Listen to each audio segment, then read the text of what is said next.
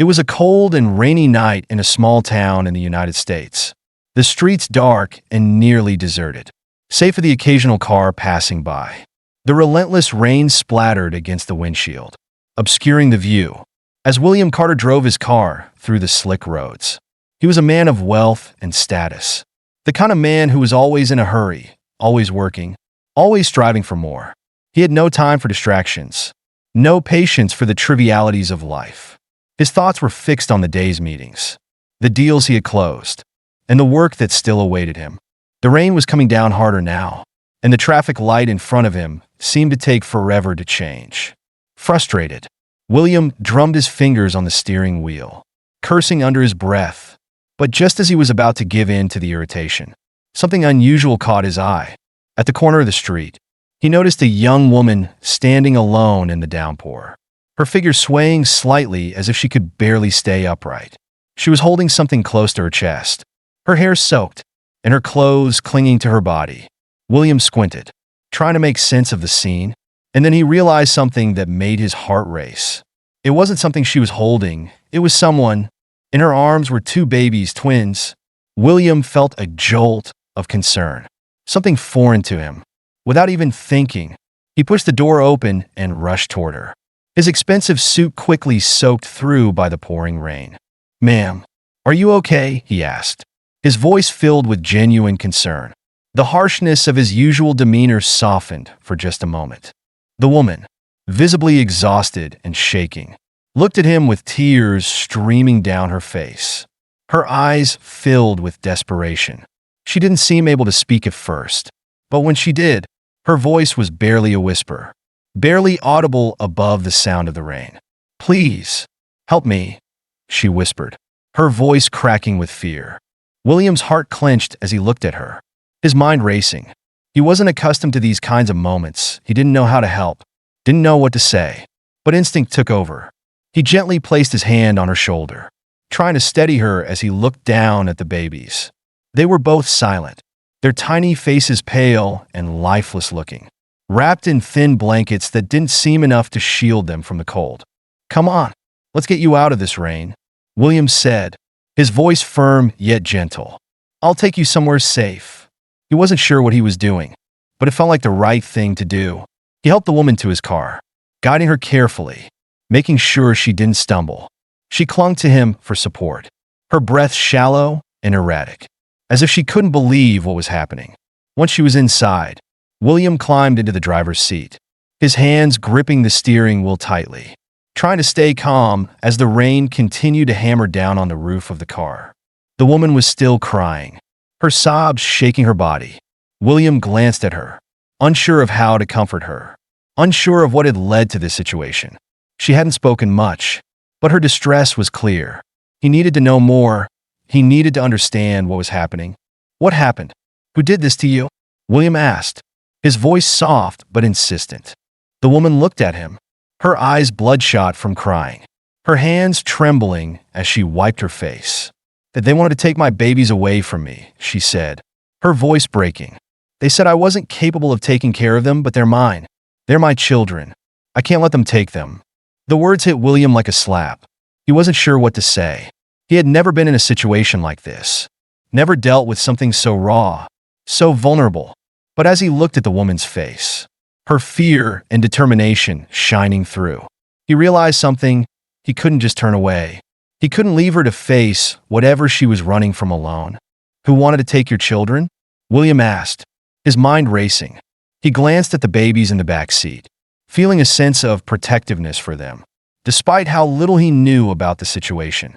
The woman's eyes filled with more tears as she shook her head, her voice barely above a whisper. "I don't know," she said, her voice trembling. "I don't know, but they came after me. They took my job, they took my home, and now they want to take my babies." William felt a surge of sympathy. He had spent his life building his empire, acquiring wealth and status, but none of it had ever made him feel this kind of desperation, this kind of helplessness. He was used to controlling situations, fixing problems with his wealth or influence. But in this moment, none of that mattered. There was nothing money could do to solve the fear in this woman's eyes, the pain that radiated from her. "Okay," William said, his voice steady now. I'm going to help you. I don't know exactly how, but I'm going to make sure you and your children are safe. The rain continued to pour down, the windshield wipers fighting to clear the water from the glass. William drove in silence for a while, his mind spinning as he thought about what to do next. The woman had calmed down somewhat, her sobs quieting, but the fear in her eyes remained. She was still holding her children tightly, as if afraid someone might try to take them away again. As they drove through the empty streets, William couldn't help but wonder what had brought this woman to such a desperate point. What had happened in her life to lead her to this night? This rainy street, with nothing but the clothes on her back and the children in her arms? And why had he? A man who was used to controlling everything found himself swept up in this unexpected turn of events? For the first time in a long time, William felt something he had never felt before: uncertainty. The rain continued to fall in torrents, but it felt as though the world had momentarily frozen around them. William stood there, his heart hammering in his chest, as the woman clutched her babies tightly, her fragile body trembling from both the cold and the weight of her distress. He could see the fear in her eyes, something primal, something raw that spoke of desperation, of someone who had been pushed to the brink. He reached out, instinctively, as though his own body knew what to do before his mind could catch up. "Come on," he said gently, guiding her toward his car. "Let's get out of this rain." Without a word, the woman followed, her eyes still glazed with a mixture of shock and relief. She moved mechanically, as though every step was a battle, as though the very act of walking required more energy than she could muster. William opened the door of the car, his hand shaking slightly as he helped her and the babies inside. As he did, he noticed just how small and fragile they looked, their tiny faces pale and tear-streaked. The babies were barely more than infants, and yet they clung to their mother with a desperation that matched her own. "Thank you," the woman whispered as she collapsed into the seat, her voice shaky but filled with a profound sense of relief. She hugged her children close, rocking them gently as though the act of holding them was the only thing keeping her anchored to reality. William closed the door and then quickly ran around to the driver's side. Settling into the car, the engine roared to life, and he pulled away from the curb, glancing at the woman from the corner of his eye. She was still crying, her face pressed against the window as the city sped by outside, a blur of lights and shadows.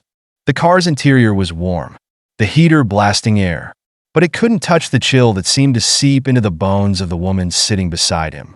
William glanced at her again, his concern growing.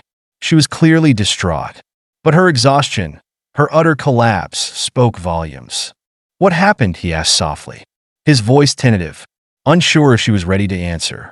But there was something about the silence in the car that made him feel the need to fill it, to connect with her in some way. The woman turned her face to him, her eyes red from crying, her lips trembling. She looked as though she might speak, but for a long moment, nothing came out. Then, finally, in a voice barely above a whisper, she spoke. "They wanted to take my babies away from me," she said, the words heavy, as though they carried the weight of an entire lifetime of grief.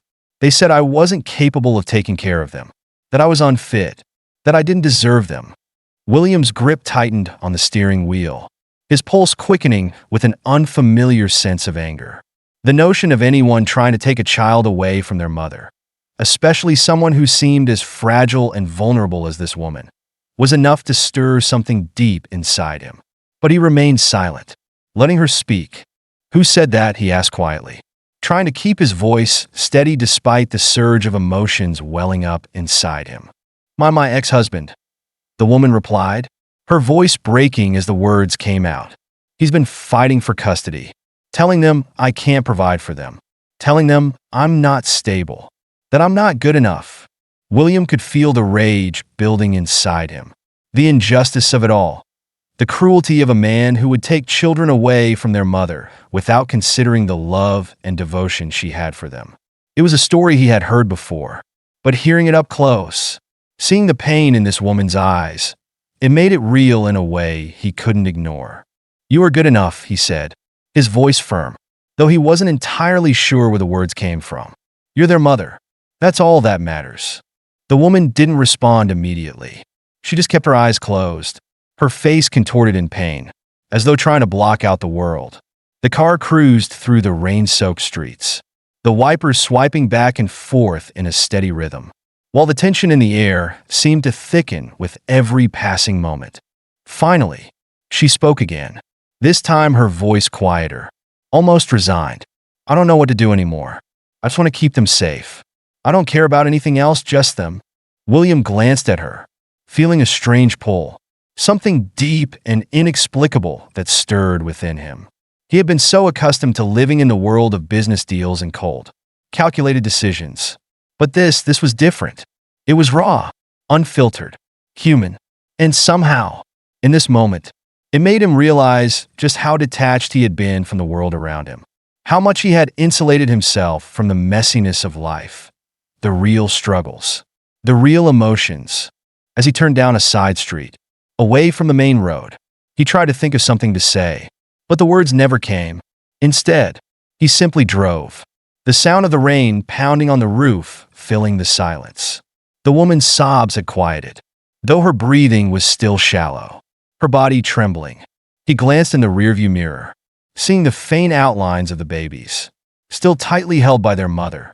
They were quiet now, as though sensing the tension in the car, sensing that something had shifted. "You're safe now," William said, though he wasn't sure if he was speaking to her or to himself. But somehow, those words felt right. She was safe. For now. The drive seemed to stretch on forever, the storm showing no signs of letting up. But somewhere deep inside, William knew that this encounter, this chance meeting, was the beginning of something that would change everything. For the first time in a long while, he wasn't thinking about his business, his wealth, or his reputation. All that mattered, for once, was what was right in front of him, a woman in need, and two small lives that had been thrust into a world far crueler than they deserved. The car cut through the rain-soaked streets, the windshield wipers moving in a rhythmic pattern as if trying to wash away the tension that hung thick in the air. The silence in the car was almost suffocating, broken only by the soft, quiet sobs of the woman beside him.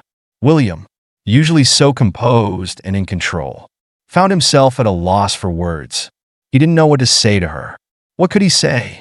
He had spent his life building walls, walls that kept him safe, walls that kept him apart from the world. But now, sitting next to this woman, with her two small children in her arms, he felt a strange shift inside himself. She was clearly struggling. The raw emotion in her voice when she spoke had stayed with him, and he couldn't shake the image of her trembling hands, clutching her children for dear life. What had driven her to this moment? What kind of life had led her to stand in the pouring rain? Barely holding on? The questions gnawed at him, but he kept them to himself. For the moment, he needed to focus on getting her to safety. The car slowed as they reached his house, a grand, imposing mansion that stood tall against the stormy night. William had spent years building this life, a life of luxury, security, and success, but now, standing outside it, he felt as though it was all just a facade, a shell that had no real meaning. He looked over at the woman again. Her eyes were closed, her forehead pressed against the cool glass, but he could see the exhaustion in every line of her face. She had been through so much, and yet, in this moment, all he could offer her was his shelter. The car came to a stop in the driveway, and William turned to her. "We're here," he said softly, but she didn't respond. She was too lost in her thoughts, too consumed by whatever pain had brought her to this place. Hesitant, he reached out and placed a hand on her shoulder. "We'll figure this out, okay? You and your children are safe now." The words seemed to break through her haze. Slowly, she turned toward him, her eyes meeting his for the first time. They were filled with gratitude.